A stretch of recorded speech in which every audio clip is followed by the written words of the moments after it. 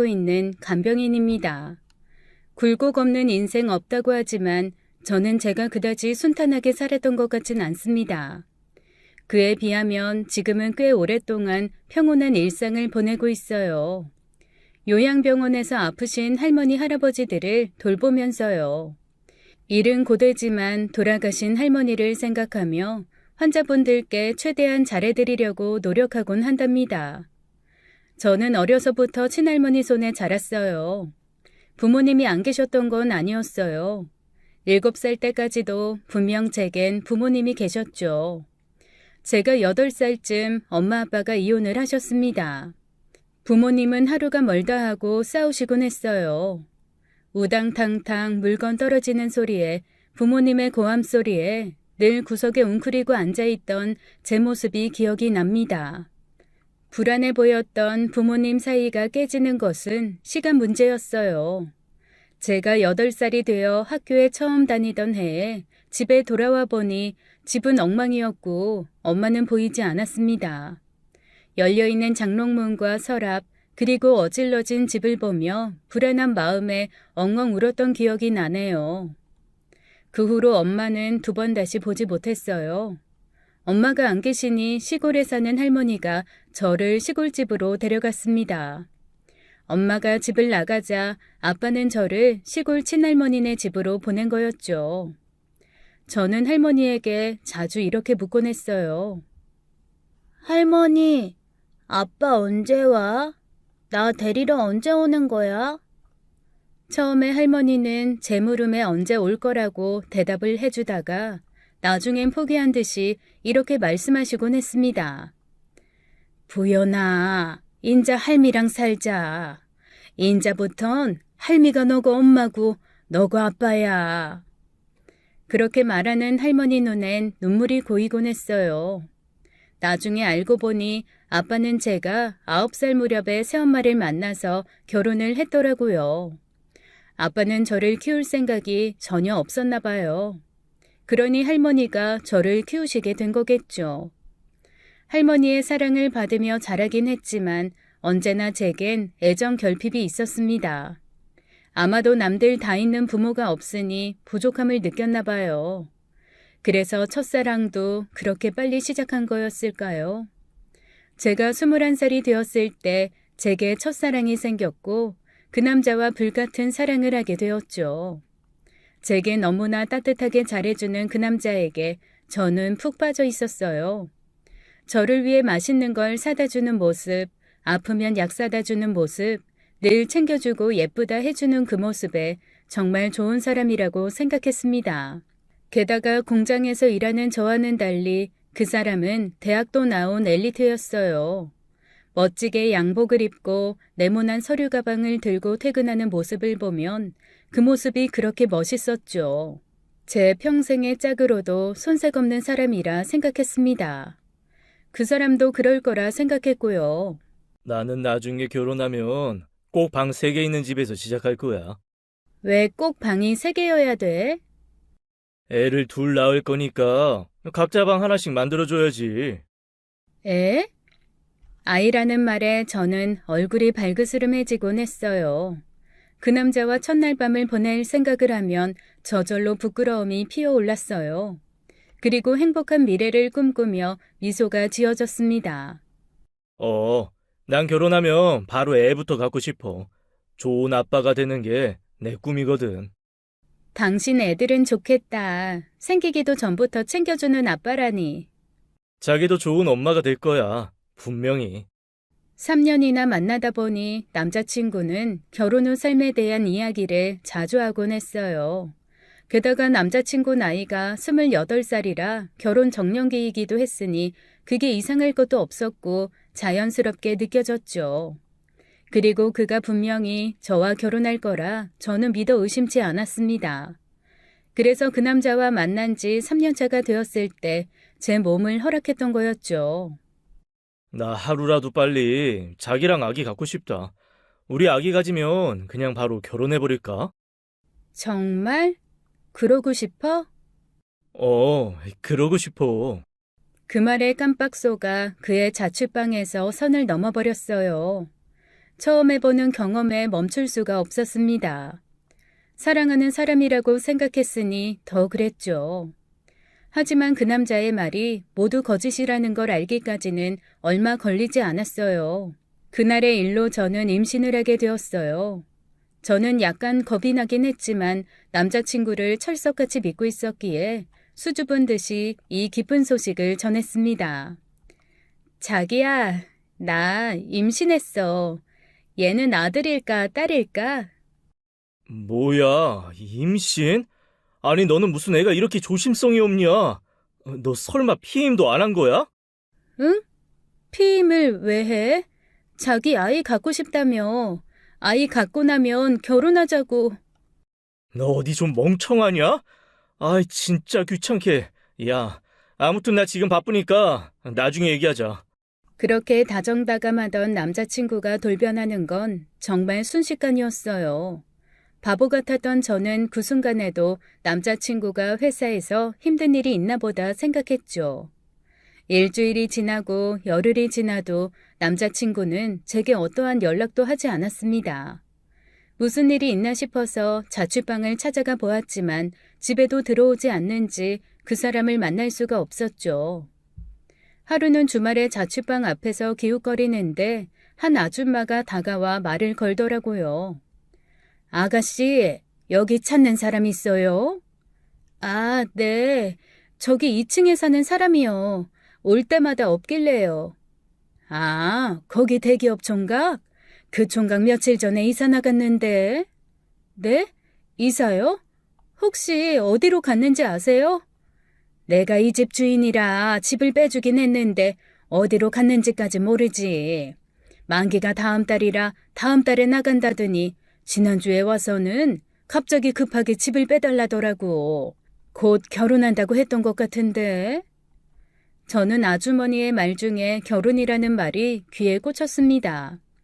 나랑 결혼하자던 그 남자가 도대체 왜 갑자기 사라졌는지, 게다가 말없이 왜 이사를 간 건지 도저히 이해가 가질 않았어요. 게다가 결혼한다고 했다는 이야기에 아무리 머리를 굴려봐도 답이 나오질 않았죠. 그 남자와 결혼할 사람인 내가 여기 있는데 왜 나한테 말도 없이 사라진 건지 말입니다. 그제야 심각하게 불안해지기 시작했어요. 뱃속의 아이는 커가는데 아이 아빠가 사라졌으니 이 불안함을 혼자서 견디기가 어렵더군요.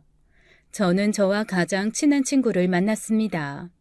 그리고 저의 사정을 모두 털어놓았죠. 너 미쳤어?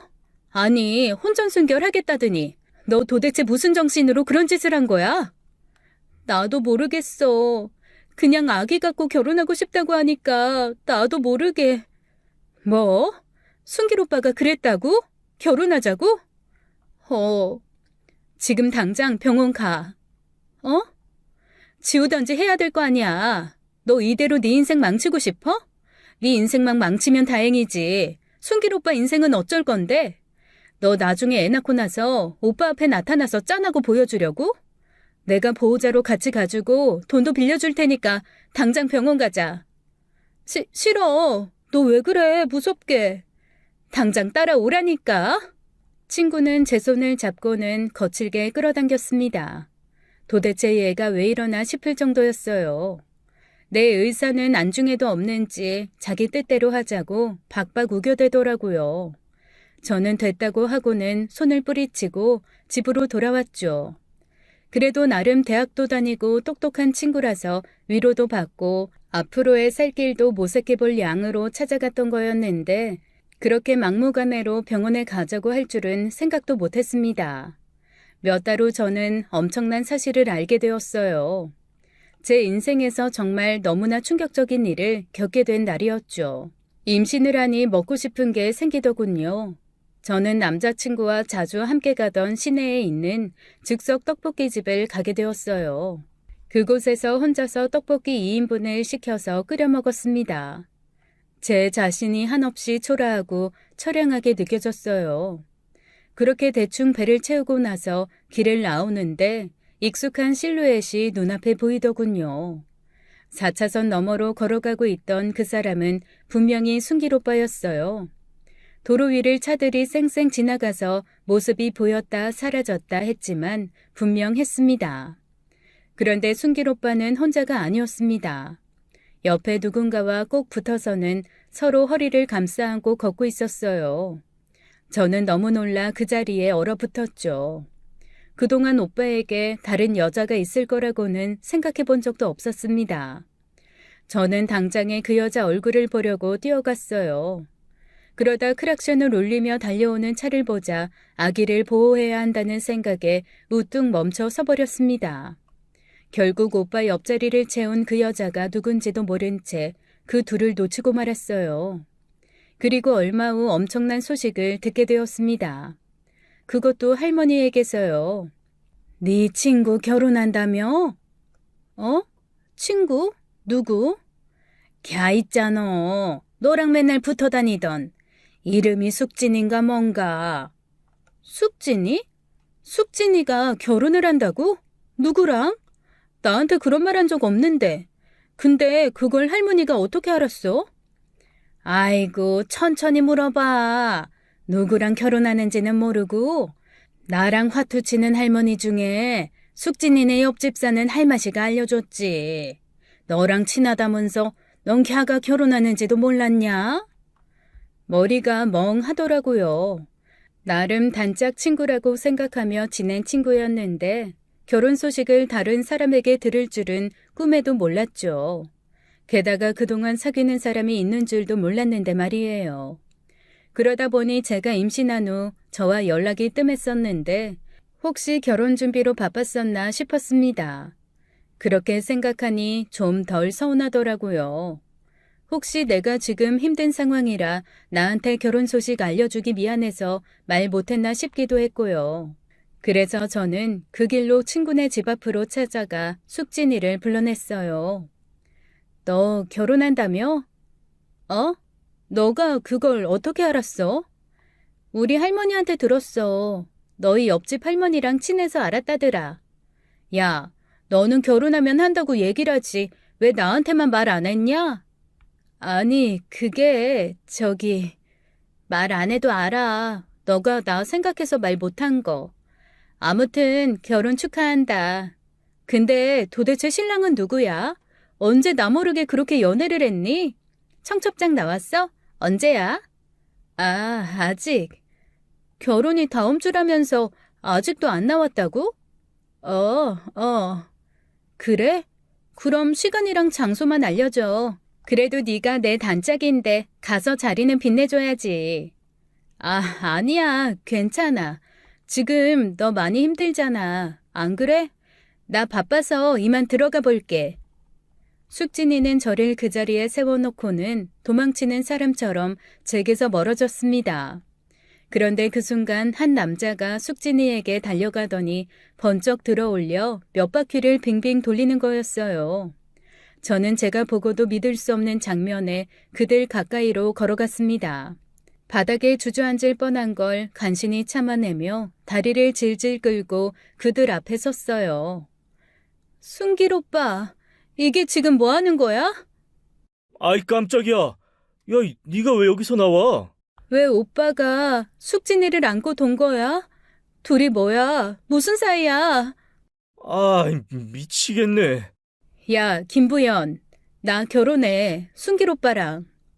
그 말을 들은 순간 제 머릿속에 삐 하는 이명만 들렸습니다.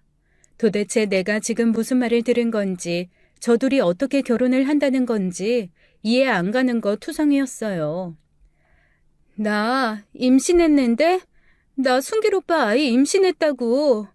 오빠, 그럼 결혼은 나랑 해야지. 숙진이가 아니라. 저는 오빠 옷을 쥐어잡고 매달렸습니다. 눈이 뒤집히니 길거리에서 창피함이고 뭐고 없더라고요. 오빠 옷은 늘어질 대로 늘어지고 짜증이 났는지 저를 밀쳐대더라고요. 그래도 저는 미친 짐승처럼 다시 달려들어 오빠를 안았습니다. 오빠는 더 거칠게 저를 떼어냈어요. 제가 바닥을 뒹굴자 숙진이를 챙겨 자리를 떠나려 하더라고요. 저는 또다시 달려들어 오빠를 꽉 끌어안고 떨어지지 않으려고 애를 썼어요. 또다시 내동댕이 쳐지고 저는 또 달려들어 못 가게 안으려는 순간 제 눈앞에 번갯불이 번쩍했습니다. 오빠가 제 뺨을 친 거였죠. 저도 화가 나서 오빠 뺨을 때렸어요. 그랬더니 그 뒤로 정신이 없을 정도로 오빠에게 맞았습니다. 사정없이 후려패더군요. 3년이나 서로 사랑한 사람이라고 생각했는데 말이죠. 심지어 자신의 아이를 가진 사람인 나를 그렇게 짐승 패듯이 때렸습니다. 숙진이는 옆에서 말려댔지만 진심으로 말리는 것 같진 않았어요. 어떻게 이럴 수가 있는지 믿어왔던 두 사람이 저를 배신한 순간이었어요. 그날의 감정을 아직도 잊을 수가 없습니다. 예전에 셋이 함께 만난 적이 딱 한 번 있었어요. 그날 이후 오빠가 숙진이에게 관심을 가졌고 둘이 저 몰래 은밀한 사랑을 해왔다는 것을 알게 되었죠. 그리고 제가 임신했을 때는 이미 두 사람은 혼인을 약속한 사이였고요. 순길 오빠는 저와 헤어지기 전에 저를 꼬셔서 일을 치른 거였습니다. 저는 길거리에 내동댕이 쳐지고 그 둘은 빠르게 사라졌어요. 피투성이의 멍투성이가 되어 집으로 돌아가자 할머니가 많이 놀라셨죠. 무슨 나쁜 짓을 당한 거냐고 계속 되물으셨어요. 저는 아무 말도 할 수가 없었습니다. 얼마 후 그 둘은 결혼식을 올렸어요. 결혼식에 찾아가 깽판을 놓고 싶었지만 그럴 수가 없었어요. 유산이 되는 바람에 병원에 누워 있어야 했거든요. 제가 임신한 줄도 몰랐던 할머니는 도대체 누가 이렇게 만든 거냐고 원망 섞인 울음을 쏟아내셨지만 저는 단 한마디도 입 밖으로 내지 않았습니다. 그 후로 저는 남자에게 관심을 갖지 않고 살았어요. 다니던 공장도 그만두고 한동안 집에서만 지냈습니다.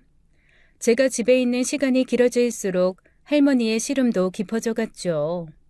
반년을 집에서 누워 지내던 중 할머니의 아팠던 무릎이 상태가 나빠졌어요. 할머니는 무릎 수술을 받게 되셨고 저는 할머니를 돌봐드리느라 자리에서 일어나게 되었죠. 집에 일하는 사람이 없으니 당장 다음날 끼니부터 걱정하게 되더라고요.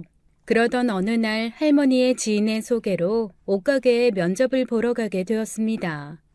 다행히 옷가게 주인이 좋게 보아주어서 옷가게에서 일을 하게 되었어요. 그렇게 13년을 넘게 한 가게에서 일을 했습니다. 손님이 그다지 많지 않은 매장이라서 일하는 게 어렵진 않았죠. 그곳에서 일을 하면서 제게 다가오는 사람도 있었어요. 그런데 저는 모두 마다했습니다.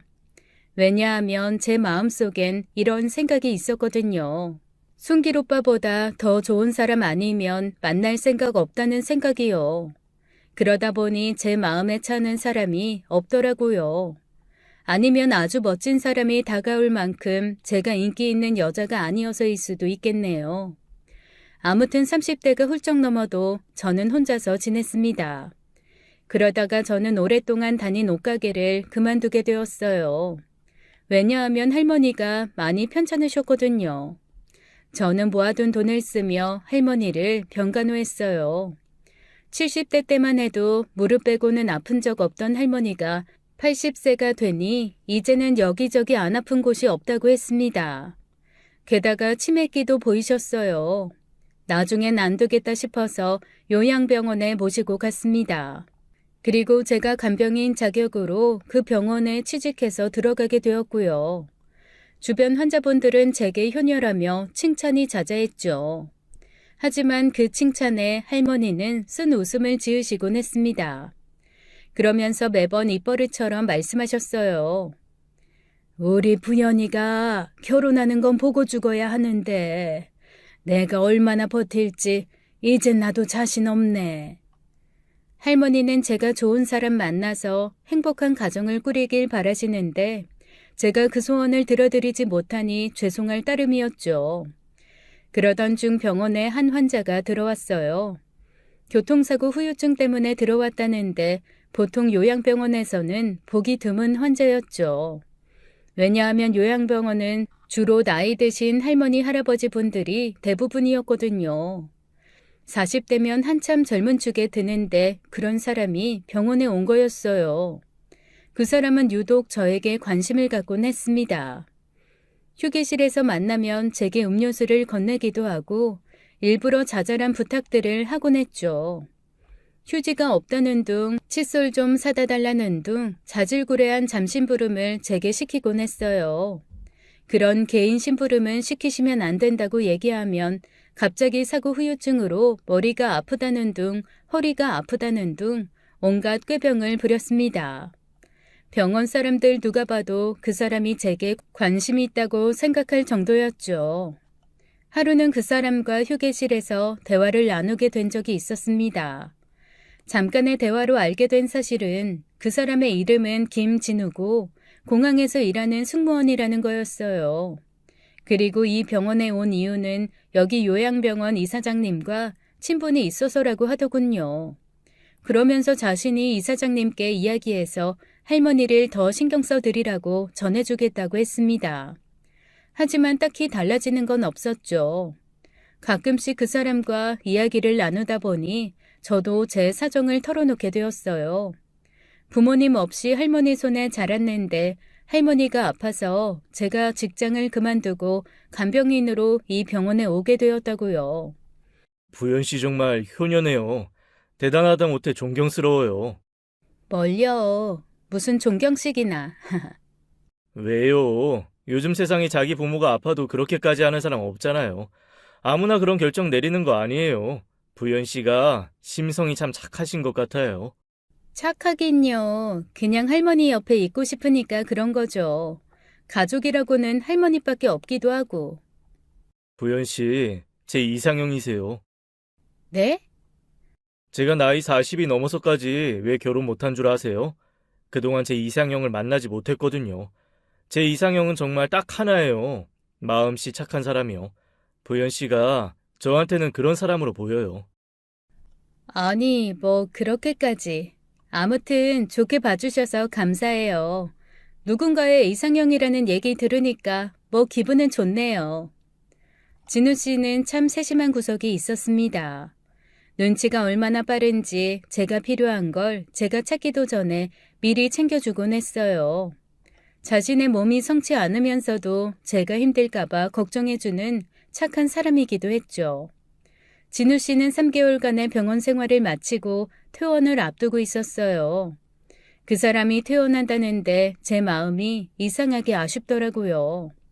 이대로 헤어지면 다시는 못 보겠구나라는 생각에 불안함마저 생겼습니다. 그래도 겉으로 티를 내진 않았어요. 진우 씨는 제게 전화번호를 남기고는 연락하라면서 퇴원을 했어요. 하지만 제가 먼저 연락하지는 않았습니다. 마치 제가 매달리는 꼴이 되는 것 같아서 싫었거든요. 예전 일을 겪으면서 2번 다시는 남자에게 매달리지 않겠다고 다짐했었으니까요. 그렇게 또 1달이라는 시간이 지나갔습니다. 할머니가 돌아가셨어요. 예상된 일이었지만 그래도 너무나 슬펐죠. 제게는 엄마나 다름없는 분이었으니까요. 그런데 그 슬픔을 함께 나눌 사람이 없었어요.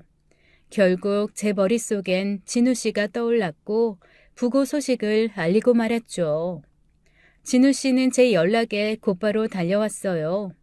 그리고 상복을 입고 있는 저를 꼭 안아주었습니다. 그 사람 품에 안기는 순간 눈물과 울음이 터져나왔어요. 괜찮아요. 괜찮아. 할머니 분명 좋은 곳으로 가셨을 거야. 진우 씨는 할머니 장례식에 3일 내내 함께 있어 주었습니다. 그게 얼마나 큰 힘이 되었는지 몰라요. 진우 씨와는 그날 이후 특별한 사이가 되었어요. 진우 씨가 정식으로 만나자고 했을 땐 고민이 되긴 했습니다.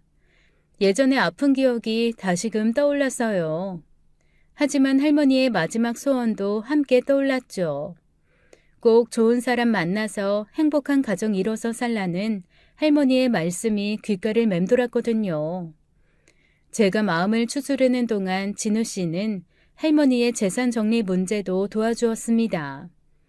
진우 씨는 보험에 대해 꽤 잘 알고 있었어요. 할머니가 들어두었던 보험사에 연락해서 청구할 수 있는 보험들은 모두 받을 수 있게 해주었죠. 아마 진우 씨가 아니었으면 모르고 넘어갔을 법한 보험들도 꽤 있었어요. 덕분에 할머니가 남겨주신 돈을 제가 받을 수 있게 되었습니다. 할머니가 당신을 위해서 보험을 이것저것 잘 들어두셨더라고. 떠나실 거 알고 10년도 더 전부터 미리 준비하신 것 같더라. 당신은 비록 부모님이 자기를 키워주진 않았지만 부모 못지않게 좋은 할머니를 뒀네. 진우 씨 말대로였어요. 할머니가 남겨주신 보험금이 꽤 되었습니다. 사망보험금부터 연금보험까지 이것저것 들어두신 게 꽤 되었었어요. 제가 손에 쥔 현금만도 2억이 넘는 돈이었죠. 우리는 어느덧 결혼까지 약속한 사이가 되었습니다. 진우 씨는 외동 아들이라고 했어요. 아버지는 일찍 돌아가시고 어머니가 혼자 계신데 부모님 두 분 다 고아 출신이셔서 결혼식에 참석할 사람이 별로 없다고 했죠. 저도 마찬가지였어요. 10수년간 연락을 끊고 살아온 아버지께 이제 와서 결혼 때문에 연락하는 게 꺼려졌죠. 우리 두 사람은 상견례를 생략하고 결혼식도 조촐히 올리기로 했습니다. 대신 결혼 전에 시어머니는 한번 뵈었어요. 처음 뵌 어머님은 자신감 넘치고 밝은 성격의 진우 씨와는 매우 대비되어 보였습니다. 어디 아프신가 싶을 만큼 무기력해 보이고 성격도 조금 어두워 보이신다고 해야 할까요? 그리고 저를 처음 만난 어머님의 말씀을 듣고 있자니 좀 이상하기까지 했죠. 나는 그저 두 사람만 잘 살면 더 바랄 게 없어요. 그리고 내가 시어머니라고 해서 일부러 챙기려고 할 필요도 없고 효도한다고 연락할 필요도 없고요. 명절에도 굳이 올 것 없어요. 그냥 둘이서 여행이라도 다녀오고 그래요. 그래도 어떻게 그래요. 이제 제 시어머니신데요. 당연히 챙기고 연락도 자주 드려야죠. 안 그래요, 진우 씨? 저는 그렇게 말을 하고 진우 씨를 쳐다보았습니다. 진우 씨는 아무 말 없이 무표정한 얼굴로 시어머니를 바라보고 있을 뿐이었어요. 그러자 시어머니는 어쩔 줄 몰라 하면서 다시 제게 말을 붙이셨습니다. 아유, 내가 원래부터 아들이랑 그리 살갑게 지내지 않아서 결혼한다고 해서 갑자기 자주 연락하고 지내는 게 불편해서 그래요. 그러니 이상하게 생각하지 말아요. 진우 씨는 그 말에 그저 고개를 끄덕일 뿐이었죠. 시어머니는 어딘지 모르게 저와 거리를 두려는 듯 보였습니다. 제가 마음에 안 들어서라기보다는 아들과 가까이 지내는 게 불편한 사람처럼요. 진우 씨에게 어머니와의 사이에 대해 물어봤지만 서로 살가운 편은 아니라고 하더라고요. 아마 나랑 결혼해도 시집살이나 그런 건 전혀 없을 거야. 지금까지 살면서 나도 어머니랑 자주 연락하거나 그러지 않아서 아까 하신 말씀 그대로 하면 돼. 무언가 좀 꺼림칙했지만 반면에 시집살이는 없겠구나 싶어서 좋기도 했습니다. 드디어 결혼식 날이 되었어요. 그런데 결혼식 당일에 저는 놀랄만한 소식을 듣게 되었습니다. 시어머니께서 참석하지 못한다는 거였죠. 남편은 시어머니로부터 갑자기 몸이 아파서 참석 못할 것 같다고 연락을 받았다고 했어요. 결혼식 당일날 연락이 온 거여서 어쩔 수 없이 결혼식은 그대로 진행되었어요. 시어머니께 무슨 일이 생긴 건 아닌지 걱정이 됐지만 남편은 크게 걱정할 것 없다며 태연하게 말했습니다. 그 모습이 좀 의아했지만 더 이상 캐묻지도 못했어요. 우리는 아주 작은 홀에서 조촐하게 결혼식을 올렸습니다. 비어있는 혼주석을 보니 마음이 편하지 않더군요. 결혼식 틈틈이 시어머니께 연락을 해보았지만 전화를 받지 않으시더라고요. 그러다가 뒤늦게 시어머니에게서 문자가 한 통 왔습니다. 참석 못해서 미안하다며 걱정하지 말고 신혼여행 다녀오라고요. 그래서 그 문자를 보자마자 다시 전화를 해보았는데 전화기가 꺼져 있더군요. 진우 씨, 어머님이 문자 오셨어. 그런데 목소리 들으려고 전화드리니까 전화기를 꺼놓으셨네. 그래? 아이, 문자 왔으면 됐지. 우리 결혼식인데 너무 나보다 우리 어머니한테 신경 쓰이는 거 아니야? 아니, 나 좀 서운하려고 하네. 뭐? 아니, 어머님이 편찮으시다니까 걱정하는 게 당연한 거지. 그래도 난 당신이 나만 신경 썼으면 좋겠어. 그나저나 우리 신혼여행 기대된다. 빨리 내려가자. 웨딩카 기다리고 있어. 저는 웨딩카에 올라타 10여 분을 달린 후에 진우 씨에게 물었습니다. 그런데 어머님, 어디가 안 좋으신 거야? 아, 그냥 여기저기. 아이 참 당신 나한테 집중하라니까. 이제 걱정은 그만해. 나 이제 정말 화날 것 같으니까. 뭘 그렇게까지. 화낼 것도 참 많다. 내가 이상하다는 거야? 솔직히 우리가 걱정한다고 엄마가 낳는 것도 아닌데, 안 그래? 그나저나 빨리 제주도에 가 있고 싶다. 자기 수영복은 챙겨왔어? 제가 계속 걱정 어린 표정으로 심각하게 있으니 남편이 좀 불편해 하더라고요. 그리고 남편 말대로 걱정만 한다고 달라지는 건 없는 것도 사실인데 내가 너무 분위기를 망치고 있나 싶었습니다. 남편 말도 일리 있다 생각하고 저는 그만 걱정하기로 했어요. 신혼여행지에 가면서 마음으로만 걱정하는 게 무슨 소용인가 싶기도 했고요. 저는 제 신혼여행에 집중하기로 했습니다. 하지만 이때만 해도 아무것도 몰랐어요. 그 문자가 시어머니가 보낸 문자가 아니라는 걸요. 그리고 그걸 알았을 땐 어떤 것도 돌이킬 수 없는 상황이었습니다. 우리는 제주도를 신혼여행지로 정했습니다. 신혼여행지를 정하면서 의견이 많이 갈렸었어요. 저는 해외로 가고 싶은데 진우 씨는 제주도로 가고 싶다고 하더라고요. 자기는 승무원이라 해외에 많이 가봐서 그런가 본데 나는 아직 해외여행 가본 적 한 번도 없단 말이야. 아, 물론 제주도도 못 가봤지만. 그러니까 더더욱 제주도부터 가봐야지. 우리나라가 얼마나 아름다운데, 안 그래? 알겠어. 근데 혹시 자기 승무원이면 비행기 좌석 싸게 예매할 수 있어? 아니면 좌석을 업그레이드 한다거나. 만약 그럴 수 있으면 난 업그레이드해서 비즈니스 한번 타보고 싶은데. 어? 그런 거 없어. 아닌데. 나 건너 아는 사람한테 들었는데 승무원 가족들은 그런 혜택 누릴 수 있댔어. 한번 확인해봐, 응? 그럴게. 그런 대화가 무색하게 공항에서 제가 탄 비행기는 이코노미석이었어요. 다닥다닥 붙은 의자에 앉아 제주도로 향했죠. 남편은 그것에 대해 별말이 없었습니다. 저도 괜히 신혼여행길에 남편 기분을 상하게 하고 싶지 않아서 더 이상 좌석에 대한 말을 꺼내지 않았죠. 제주도 공항에서 택시를 타고 남편이 행선지를 말했습니다. 사실 저는 이때까지도 제가 어디로 가는지 알지 못했어요. 남편이 자신이 서프라이즈로 모두 준비하겠다고 했으니까요. 제주도 하면 고급스러운 리조트와 호텔들이 많이 있는데 그 중에 하나일 거라고 생각했습니다. 그런데 택시는 바닷가 근처의 한 펜션 앞에서 멈춰섰어요. 그곳은 지은 지 20년도 넘어 보이는 낡은 펜션이었습니다. 신혼여행 치고는 너무나 저렴한 펜션이라서 사실 기분은 좀 별로였어요. 제가 펜션에 들어가지 않고 한동안 멍하니 그 앞에 서서 가만히 있으니 진우 씨가 제 손을 잡고 말했죠. 당신 혹시 실망한 거야? 여기가 이래 보여도 바닷가도 가깝고 배낚시도 가기 좋고 나름 운치 있다고 생각했는데 난 비싸고 돈 많이 들여야 그게 행복한 건 아니라고 생각했거든. 혹시 마음에 안 들면 지금이라도 얘기해줘. 지금이라도 신라호텔 가면 되니까. 그 말에 순간 그러자고 할까 했지만 그럼 정말 분위기가 이상해질 것 같아서 괜찮다고 했습니다. 펜션에 짐을 풀고 나서 베란다에서 바닷가를 바라보는데 뭐 이것도 나쁘진 않네라는 생각이 들었어요. 진우 씨 말대로 이것도 나름 낭만적이었습니다. 남편과 함께 바비큐를 해먹고 술도 한잔 하다 보니 너무 행복했어요.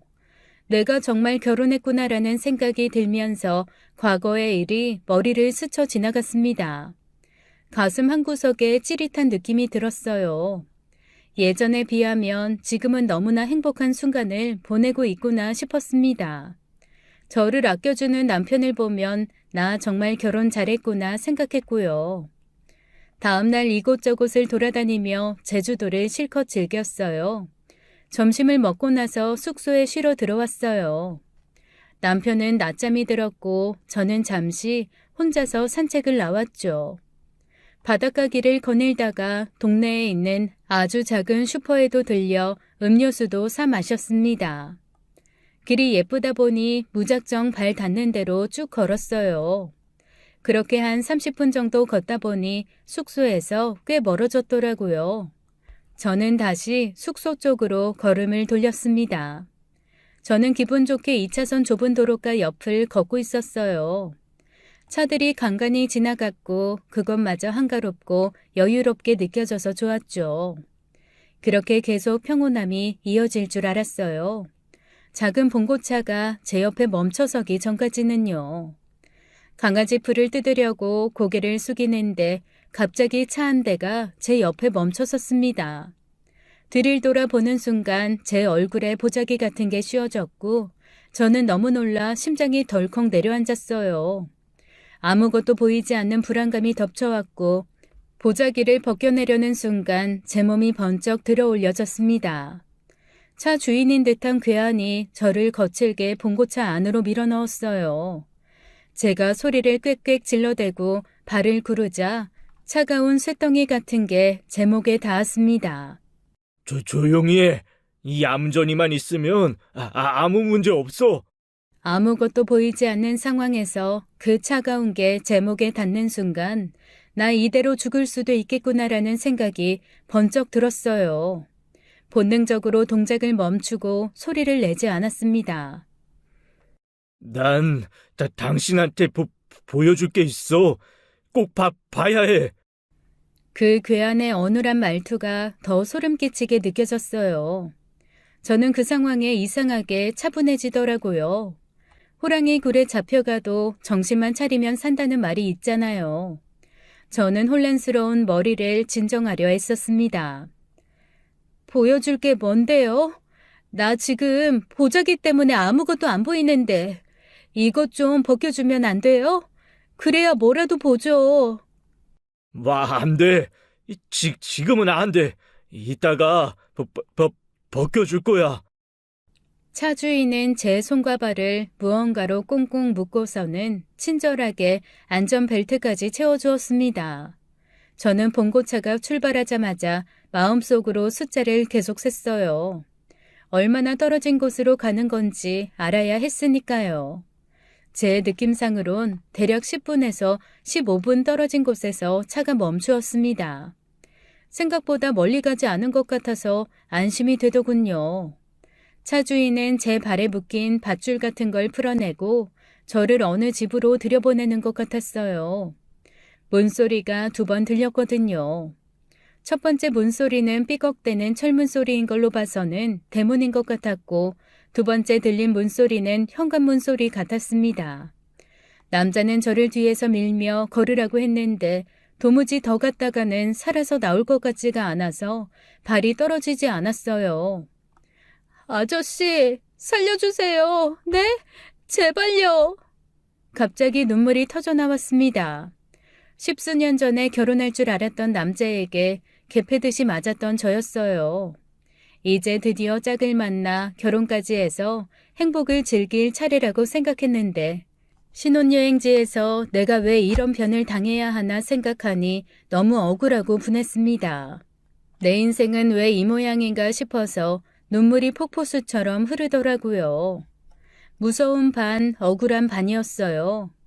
제 울음소리가 점점 커지자 그 괴한이 저를 번쩍 들어올렸고 현관문 안으로 들여보냈습니다. 그리고 계단을 빠른 속도로 내려갔어요.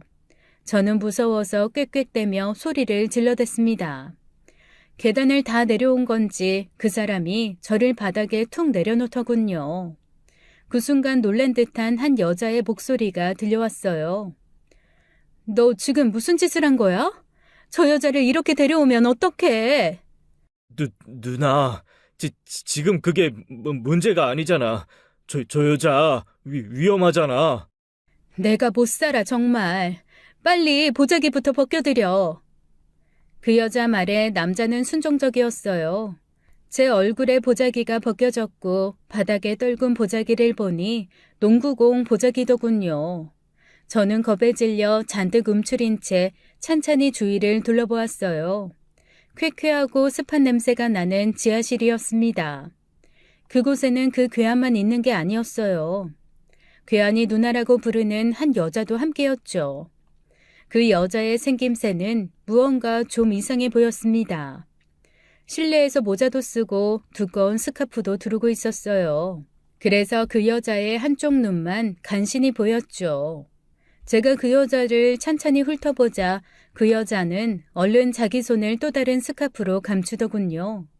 어딘가 평범해 보이지 않는 모습에 저는 더 겁을 먹었어요. 미안해요. 내 동생이 지적 장애가 있어서 무작정 그쪽을 끌고 왔네요. 이렇게 할 일이 아니었는데. 저 많이 놀라셨죠? 일단 제가 사과할게요.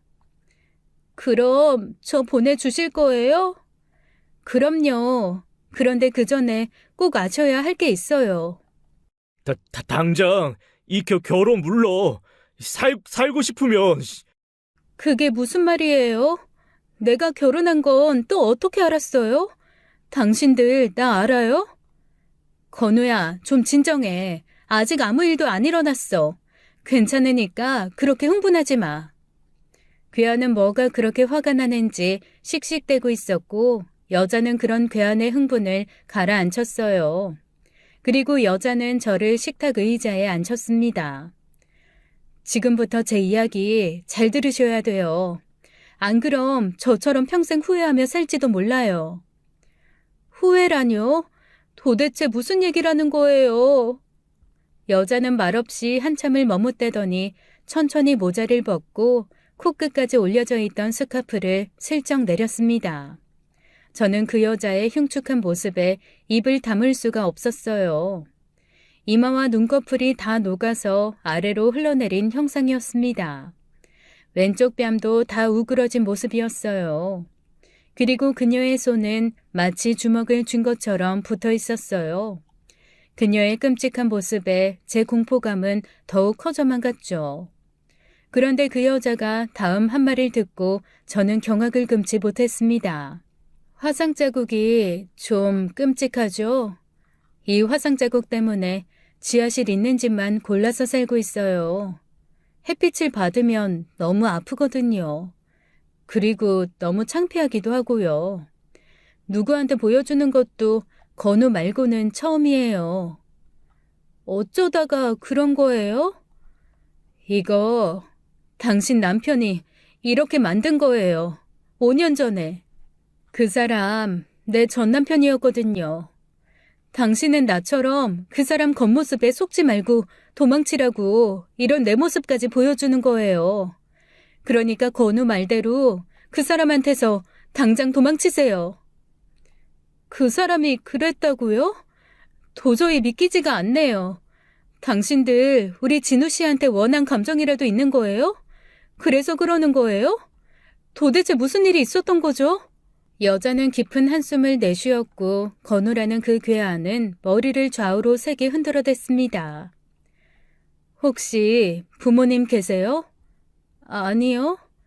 그럼 형제나 다른 가족은요? 없어요. 그럴 줄 알았어요. 그 사람 꼭 그런 여자들한테만 접근하니까. 무슨 일이 일어나도 아무도 도와줄 사람 없는 그런 사람 말이에요. 혹시 보험 들라는 말은 안 하던가요? 그걸 어떻게...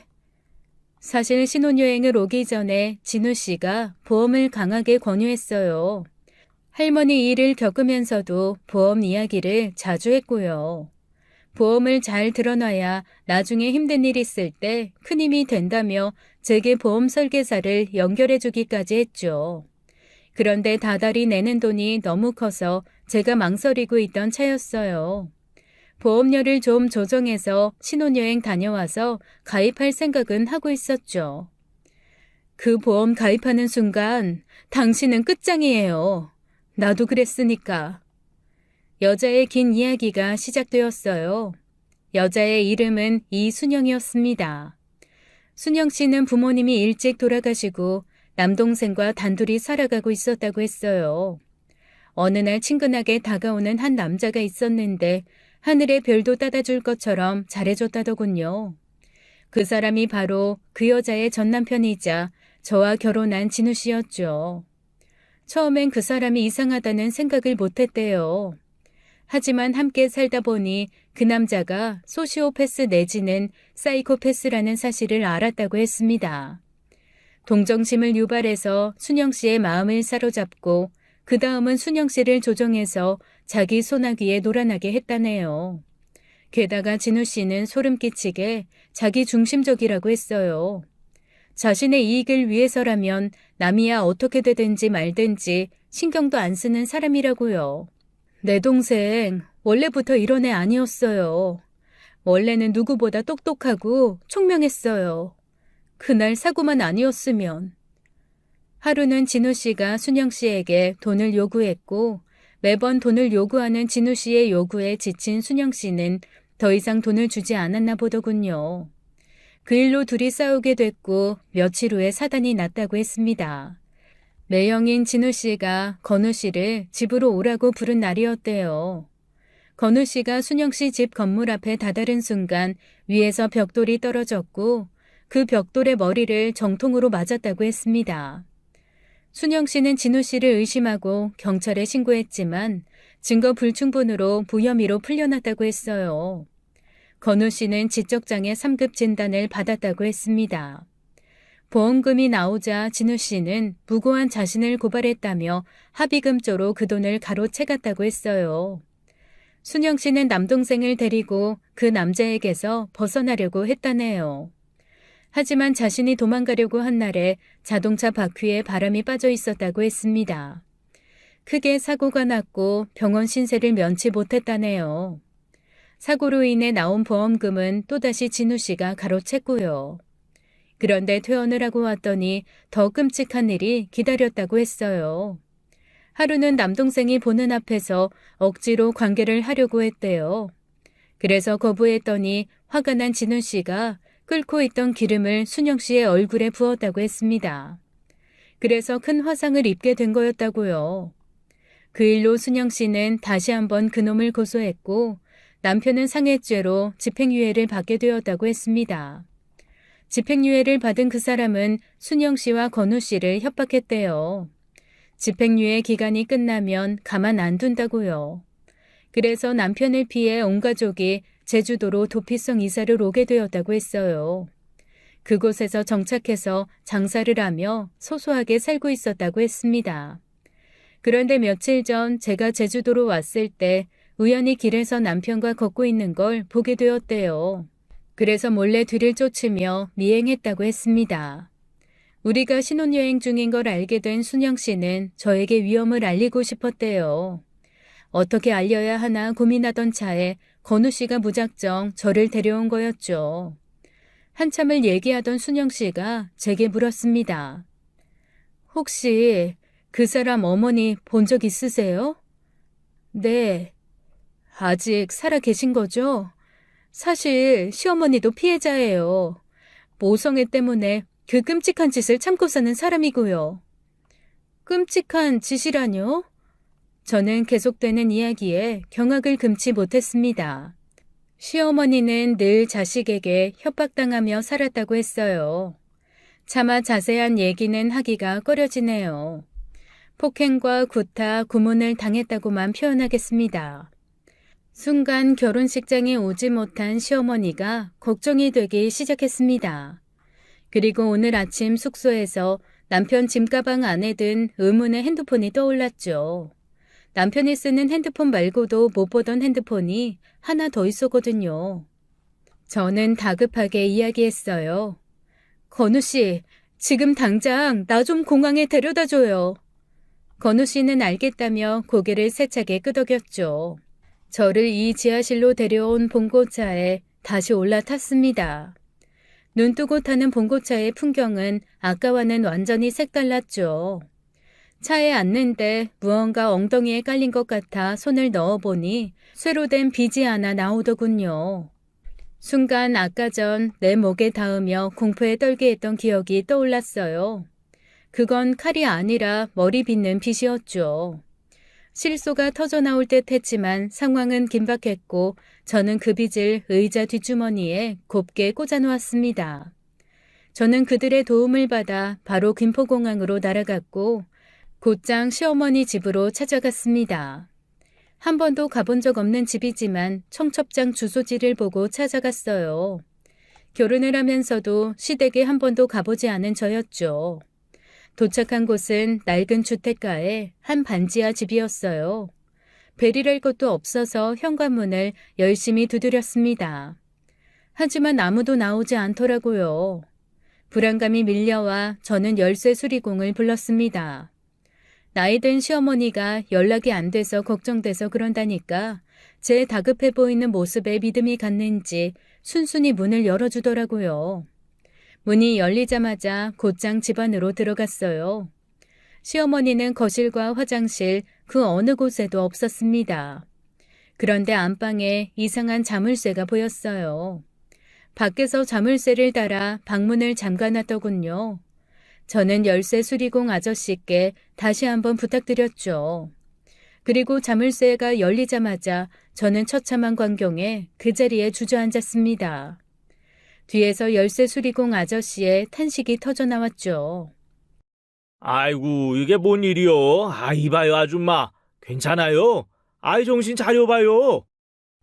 시어머니는 너무나 앙상하게 마른 채 방 안에 누워 계셨습니다. 아저씨가 흔들어도 눈도 제대로 못 뜨는 게 마치 죽은 사람 같았어요. 저는 119에 급히 신고를 했고 어머니를 병원에 모시게 되었습니다. 어머님은 급성 영양실조라고 했어요. 하루만 더 방치했어도 목숨을 장담할 수 없었다고 했습니다. 시어머니가 정신을 차리길 기다리는 동안 제 핸드폰엔 불이 나고 있었습니다. 제게 70통이 넘게 전화를 걸고 있었어요. 저는 전화를 아예 꺼버렸습니다. 시어머니가 눈을 뜨고 저를 보더니 깜짝 놀라시더라고요. 어머님, 그 방에 갇혀 있던 거 그 사람이 그런 거죠? 시어머니는 고개를 돌리시고는 눈물을 흘리셨습니다. 그 사람이 어머님께 왜 이런 짓을 했냐고 조심스레 물어보았어요. 그리고 듣게 된 이야기에 눈물이 나왔죠. 시어머니는 제게 남편의 정체를 알려주려고 하셨고 남편과의 다툼 끝에 핸드폰도 빼앗기고 안방에 갇히게 된 거였어요. 제가 생각컨대 시어머니 앞으로 사망보험금을 들어 놓았을 게 뻔했습니다. 저는 시어머니께 당장 경찰에 신고하자고 했어요. 하지만 시어머니는 고개를 가로저으셨습니다. 저는 어머님을 설득했죠. 이대로 계속하면 그 끝은 죽음일 뿐이라고요. 시어머니께서 신고 안 하면 제가 직접 하겠다고 했습니다. 어차피 목격자 증인도 있으니까요. 핸드폰을 들자 시어머니가 제 손을 잡더군요. 내가 무슨 낯으로 그 애를 신고하겠어. 이게 다 나 때문인데. 어머님 때문이라니 그게 무슨 말씀이세요? 얘가 원래부터 그랬던 애가 아니었어. 원래는 정말 착하고 괜찮은 애였는데 내가 그 애를 버려두지만 않았어도. 그놈에게도 사연이라는 게 있더라고요. 자기 엄마를 무자비하게 대하고 손쉬운 먹잇감인 여자들을 이용하는 그놈에게도 말입니다. 그 사람이 어릴 적 시어머니는 남편과 사이가 좋지 않았다고 했습니다. 그 사람은 그 집안에서 철저히 방치되었다고 하더라고요. 처음엔 혼자서도 잘 지낸다고 생각했대요. 동네 사람들에게 예의 바르게 행동하니 잘 자라는 줄로만 알았대요. 하지만 문제는 나중에 불거졌답니다. 학교 친구 관계에서부터 나중에는 동네 어른들도 한마디씩 하더랍니다. 애가 이상하다고요. 동네 고양이의 발을 포크로 찍으며 낄낄대던 것을 친구가 말리는 걸 동네 사람이 보았답니다. 야, 고양이 불쌍하잖아. 하지마. 괜찮아. 내 발 아픈 거 아니잖아. 그런 일화들은 심심치 않게 들려왔다고 했어요. 나중에 아이가 중학교에 들어갈 무렵에는 그 정도가 점점 심해져서 엄마는 더 방치했다고 했습니다. 돈만 쥐어주고 며칠 동안 아이를 혼자 내버려뒀다더군요. 그리고 진우 씨가 성인이 되었을 때 자신이 어쩌지 못하게 꼼짝 못하게 했대요. 시어머니가 어릴 적 방치했던 것을 약점 잡아 자신이 원하는 대로 행동하게 조종했다는 거였죠. 그게 계속되다가 나중에는 시어머니를 해하기까지 한 거였고요. 어머님, 그 사람 정상 아니에요. 어머님 말대로 어머님 탓도 있는 거면 어머님이 바로 잡으셔야죠. 지금이라도 늦지 않았어요. 저의 끈질긴 설득에 결국 시어머니는 고민 끝에 경찰에 신고를 했습니다. 남편이 될 뻔했던 그 사람은 존속살인미수로 실형 10년형에 처해졌어요. 지금은 옥살이를 하고 있고요. 이 소식을 그들에게도 전해주었어요. 조용히 고개를 끄덕이며 순영 씨는 제 손을 살포시 잡아주었습니다. 손가락이 뭉쳐 있어서 제 손을 감싸주지 못하지만 그 마음만은 온전히 느껴졌죠. 시어머니가 될 뻔했던 그분과는 판결을 받기 전까지 서로 연락을 했었어요. 그 과정에서 결혼식 날 제게 문자를 한 건 시어머니가 아니라는 사실도 알게 되었죠. 소름 끼치게도 그건 남편이 한 짓이었어요. 시어머니의 핸드폰을 그 사람이 가지고 있었던 거였죠. 시어머니는 판결이 나고도 참 많이 힘들어하셨습니다. 그리고 남편이 수감된 이후에는 연락이 끊기고 홀연히 자취를 감추셨어요. 저도 그 사람이 나오기 전까지 제 자취를 감추고 살아갈 생각입니다. 그런 사람을 이 세상에서 영구 격리할 수 없다는 게 안타까울 뿐이네요. 저는 왜 이런 사람들만 제게 접근하는지 모르겠습니다. 그저 남자복이 없구나 하며 살아가고 있어요. 그래도 인생의 즐거움이 꼭 남녀 간의 사랑만 있는 것 같진 않습니다. 저는 지금 간병인 일을 계속해가면서 그곳에서 즐거움을 찾고 있어요. 요양병원에서 삶을 마감하시는 분들을 보면 너무나 가슴 아프지만 그래도 누군가는 꼭 해야 할 일이라고 생각합니다. 제 긴 이야기 들어주셔서 감사합니다. 지금까지 사연 읽어주는 남녀였습니다. 끝까지 시청해주신 여러분 감사드리며 저희는 다음 사연으로 돌아올게요. 감사합니다.